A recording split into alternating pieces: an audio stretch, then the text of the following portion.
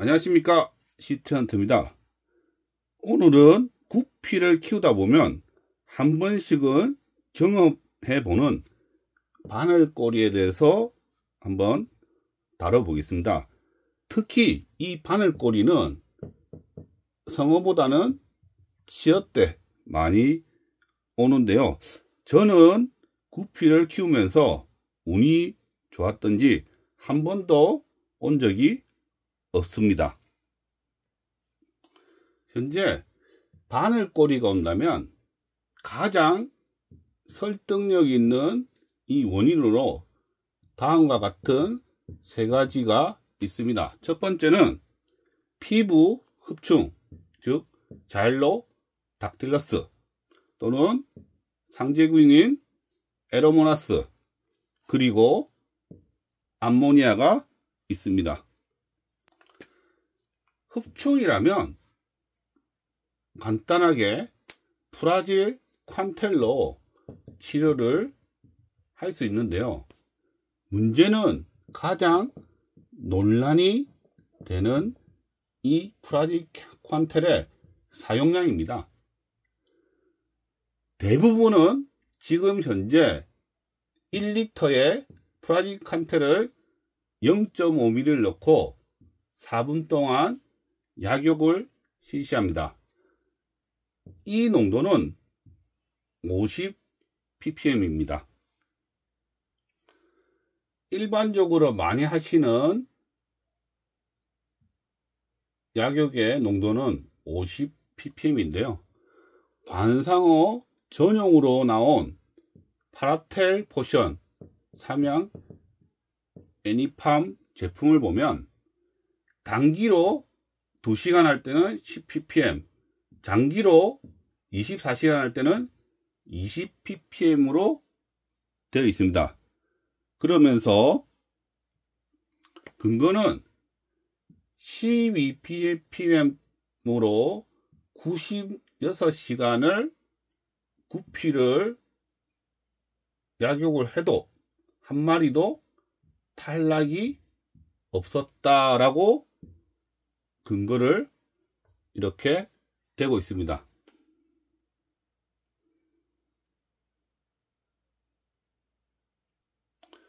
죄송합니다. 단기가 20ppm이고 장기가 10ppm입니다. 바뀌었네요. 그래서 96시간 동안 12ppm으로 한 마리도 탈락이었기 때문에 장기로 24시간 동안 10ppm을 해도 세이프, 안전하다고 이렇게 나와 있습니다. 다시 정리하겠습니다. 일반적으로 50ppm 4분, 국내 관상어 제품 24시간 20ppm, 2시간 10ppm. 베트남의 논문을 하나 보면요, 72시간 7.5ppm으로 약욕할 때가 가장 좋답니다. 그리고 뭐 5ppm도 있고, 아무튼 전 세계적으로 딱 정해진 용량은 없습니다.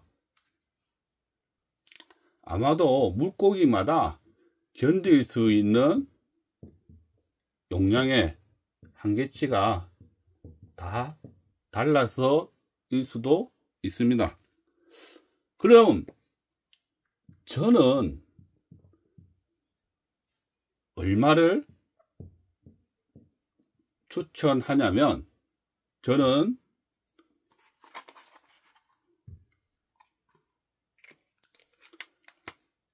2.5ppm입니다. 물론 장기입니다. 제가 2.5ppm을 추천하는 이유는 이 각종 논문을 보면 2.5ppm 정도면 흡충은 99.9% 정도가 다 제거가 될 수 있다고 많은 논문들을 근거로 하는 숫자고, 제가 2.5ppm을 40개인 제 어항에 다 용량에 맞게 한번 넣어봤는데요. 이 프라지칸텔이 독하다고 알려져 있지만 40개 중에서 안시 치어부터 탈락한 개체는 하나도 없습니다. 물론 장기이기 때문에 저는 환수를 하지도 않았고, 만약에 환수를 한다면 그만큼의 용량을 추가해서 2.5ppm을 7일간 유지하라고 이렇게 사람들에게 이야기해 줍니다. 어떤 용량으로 며칠간을 할지는 어차피 본인의 판단에 따라서 하셔야 합니다.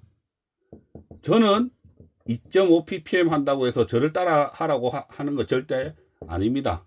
만약에 그래도 국내 관상용 제품이 있기 때문에 뭐 저를 못 믿으시는 분들은 국내 관상용 제품의 기준을 따라 하시는 것도 좋은 방법일 듯 합니다. 국내 관상용 제품 파텔 포션 프라지칸텔, 이 제품 12ppm 농도로 96시간을 해도 구피는 한 마리도 탈락이 없었다. 근데 제가 좀 아쉬운 거는 모수, 즉 몇 마리 가지고 테스트를 했는지가 나오지가 않습니다.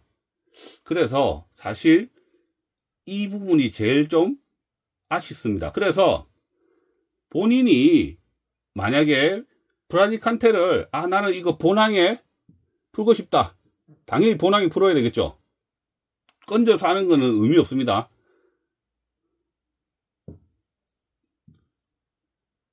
이미 이렇게 흡충들이 많은데 고기만 건져서 치료해서 흡충을 제거하고 다시 이 고기를 놓으면 여기 어차피 있는 흡충에 또 감염이 돼서 이거는 의미가 없고요. 반드시 이런 기생충은 구충제는 본항에 직접적으로 쓰셔야 됩니다. 그래서 이런 단기 약육보다는 장기 본항에 쓰는 장기 약육을 추천을 하는데요. 12ppm 정도의 96시간 동안 구피가 이상이 없었기 때문에 저는 제가 추천하는 2.5ppm에서 한 10ppm 사이로 그냥 본인이 정해서 이 본항에서 치료를 했으면 어떨까 하는 생각을 해봅니다. 다음은 이 암모니아인데요. 어떤 분은 뭐 물순환이 안 돼서 그러는데 사실 치어통이 있더라도 본항에 이미 암모니아가 많으면 이거는 물순환하고 전혀 상관없습니다. 물론 물순환도 뭐 해야 되겠지만 중요한 거는 본항에 암모니아가 일단 0이 돼야 됩니다. 본항에 암모니아를 0으로 만들 수 있는 방법은 환수 또는 이 여과기가 잘 작동해서 질산화 과정이 잘 돼서 암모니아가 0이 되게 하면 됩니다. 암모니아를 0으로 만드는 것은 그렇게 어렵지가 않습니다. 다시 정리하자면 뭐 장치로 해서 뭐 물을 뭐 똑똑똑 떨어뜨려 가지고 물 순환도 중요하지만 이미 본항에 암모니아 있다면 어차피 들어가는 것도 암모니아입니다. 그래서 물 순환 이것도 중요할 수 있지만 제일 중요한 거는 본항에 암모니아를 0으로 만드는 겁니다. 그래서 환수 또는 여과기로 이렇게 하면 되고요. 어떤 분들은 뭐 암모니아 독성을 없애는 뭐 약품 같은 거를 넣기도 하는데요. 제가 여기에 대해서도 많은 자료를 찾아봤는데요. 솔직히 저는 개인적으로 비추합니다. 차라리 암모니아 독성을 없애는 약품을 넣을 바에는 이 메틸렌 블루가 암모니아와 아질산의 중독을 좀 막을 수 있다니까 차라리 메틸렌 블루를 넣는 것도 하나의 방법일 것입니다. 자, 마지막으로 에로모나스. 뭐 어항에서 발생되는 뭐 세균성 질병이다. 그러면 거의 90% 이상이 아마 이 에로모나스일 겁니다. 그래서 에로모나스는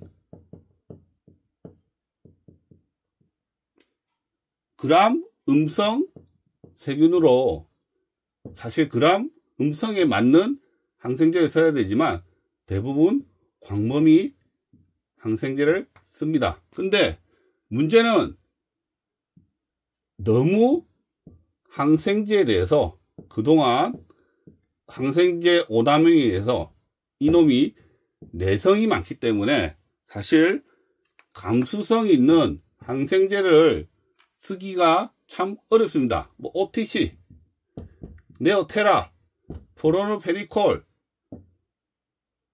뭐 그린F 골드, 또 일제 엘바진, 뭐 많은 항생제가 있는데요. 이 중에서 일단은 가지고 있는 것부터 한 5일 정도 치료를 한번 해보시고요. 들으면 다행, 안 들으면 다른 항생제로 바꿔주시면 됩니다. 근데 치료는 당연히 항생제는 웬만하면 본항에서 하는 거는 비춥니다. 왜? 본항에 항생제를 넣으면 여과기에 있는 지라균도 아웃이 돼버리죠. 죽어버리죠. 그래서 본항에 있는 거는, 본항에서 하는 거는 비추고, 저는 약욕보다는 먹이 반응이 그나마 있다면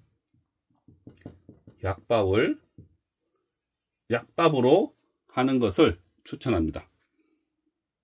자, 정리 한번 해보겠습니다. 바늘 꼬리가 온다면 제일 먼저 해야 될 거는 사실 수질 테스트입니다. 그래서 암모니아 등 제거를 해야 됩니다. 뭐 제거하는 방법은 환수. 뭐 왜냐면 지라균은 여과기에 지라균이 충분히 있었다면 암모니아는 안 나오겠죠. 그래서 환수를 일단 하셔야 되고요. 두 번째는 항생제를 쓰시기 전에